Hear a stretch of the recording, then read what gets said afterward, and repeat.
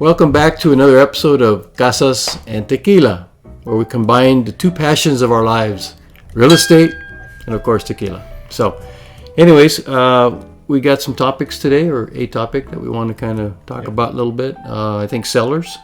Yeah, in our last video we talked about home buyers and just some advice and tips.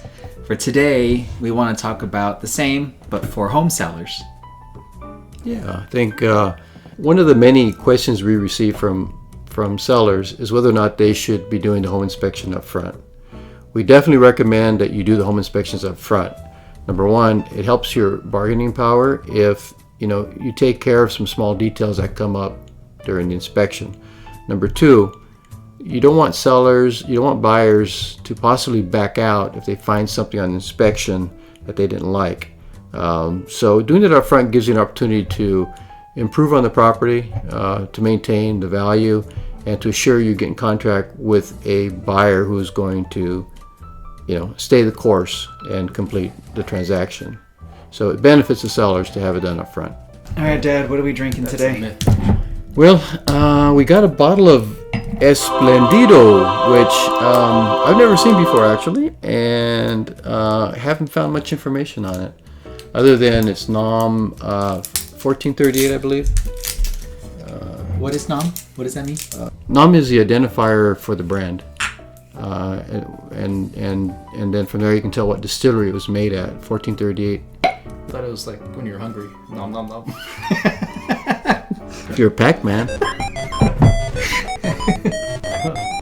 I guess so. So anyways, I'm not familiar with Espléndido. It's a Blanco made, I think, in Los Altos, Jalisco, which is a good place. But we'll have to see. I have no idea what to expect. Where did you find this fine bottle of tequila? The aromas are nice. Once it's in the glass though, and we swirl it, we'll probably get a little bit more of the aromas. Yeah. From out of the bottle. But let's take a look. I found this bottle at a really rare store. It's kind of like a corner liquor store called Lucky's. You don't really see them a lot around anymore. Never even heard of it. Lucky's? $35. And honestly, like my dad said, none of us have ever tried it. We've never heard of it. So we'll see how it tastes. Yeah, and the price point on this one? $35. $35. So that's, it's... Every once in a while you find a cheap tequila that's actually good, but... Well, the one we talked about last week was Tapatio, and it was the same price. Well, Tapatio is a well-known brand, very good brand. This one I've just never heard of it. All right, so the first thing we typically do when we sip on tequila is look at the appearance. What do you guys think? Looks pretty clear to me. Well, it looks clear to me. I don't see any particulates. I can't see it. It ain't that clear. But the other thing is the legs or the tears on the glass when you swirl it. And it's got some fairly full-bodied tears and lengthy, which is good. All right, after we've gotten a good look at it, we want to smell it. Let's see the aroma here. Sounding pervy now. Yeah, the aroma's nice. It's typical citrus as a Blanco would have. Flowery? Yeah, like Flowery. a bouquet. Floral? This is a floral, yeah. Scientific? Oh, I was thinking of like a flower. Flour? Like bread flour? No, not baking flour. I was like, oh, that's interesting. I don't know if baking flour has an aroma, but anyways. Yeah, that's all bread flour you see at my house. Must have a lot of carbs.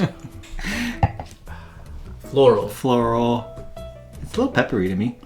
Yeah. Peppery. And of course, cooked agave. Yeah. Yeah, it's definitely there. Okay. Yeah, it's not as agave forward as some other Blancos that we've had, but yeah, it's there. Yeah, the Tapatio, if you watch our last video, that was definitely forward on the cooked agave and pepper than this one. Nom, Yeah. nom, nom, indeed. So, Sente, what do you think is your number one tip for sellers? Number one tip for sellers. I would have to say curb appeal, right? It's very important. The first thing potential buyers see when they come up is, your lawn, how well it's kept. The trees, are they pruned? It definitely, motivates buyers more when they see that the house is kept clean, right? The owner is keeping the house clean, therefore there's probably going to be less problems with it, and they're more likely to put an offer. So That's my 2 cents. Okay, so now And taste?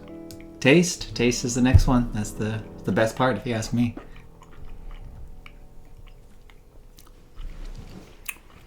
Hey, for the risk we took in not knowing this tequila and the price point, Yeah. that's not bad. Yeah, it up front it's great. Not bad. The finish is a little musty, dry. Yeah, which doesn't appeal to me. But yeah, it's okay. Yeah, I think I'd agree on that finish. Yeah. It's kind of, I think, musty is Yeah. the word you used, and it's odd. It's like Tastes lingering. Right. old as Yeah. it lingers. Yeah, Let's try it again. like when you have like lingerers. Hate those lingerers. Yeah, that's kind of what this is right now. When it comes to home sellers, I always think about how much do you actually need to make from the sale of your home? In other words, how much do you need to net your take home? What are you going to use with that money? What are your goals? What are your ambitions? It's more than just selling a home. There's a reason why you're selling your home. Maybe you're moving to Las Vegas. Maybe you want to downsize to a smaller home. Whatever the reason is, you just want to be sure that you understand how much money you need to net, how much money you need to make from the sale of your home. That way it matches with your goals. One thing to think about when you put your home on the market is that you don't want to overprice it just to make more money. It ties back to ensuring that you understand the numbers, again, how much you need to net, so it matches whatever goals you have, not necessarily to make the most. Of course, we want to make money and then some off of the home, but we also don't want to be overzealous because then it may sit on the market too long if the home was overpriced. That's really the importance of working with a realtor, because we work with comparable homes that were recently sold in the immediate area as your home, and that helps determine how much homes are going for sale in the market. So I guess we should give it some kind of rating. Sure. Out of 5 stars, Yeah, we'll do it a 5. 5 sounds good. I'll give it a 2.5. What's like It's okay. your one bullet point?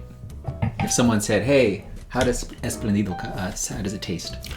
I would say the finish is weak. The finish is weak. Yeah. It's poor. What? It's the one word you gotta get. Weak. Weak. Yeah.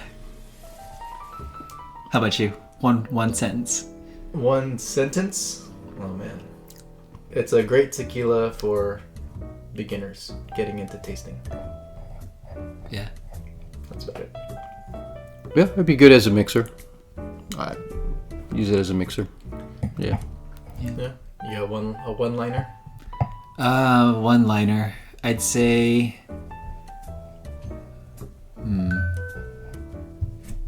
Great start, underwhelming climax. Talking about the Wow. tequila? We are talking about tequila. Just making sure. Okay. But what did you rate it though? You gave it 2 out of 5, 2.5. 2.5. Yours was. Yeah, I'd probably give it 2.5 as well. I feel like I just copied you guys, but yeah, I'd say it's pretty accurate.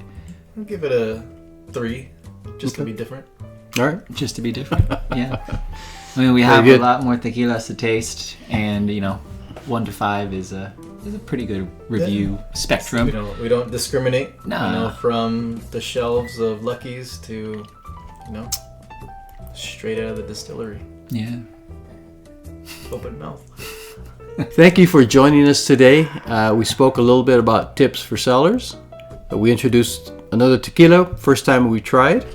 And in the comments section, if you want to go ahead and comment on what type of tequila you want us to try, we'd be happy to do it and give a rating on it. Okay? Cool. Yeah. Salud. Salud. Have a good one.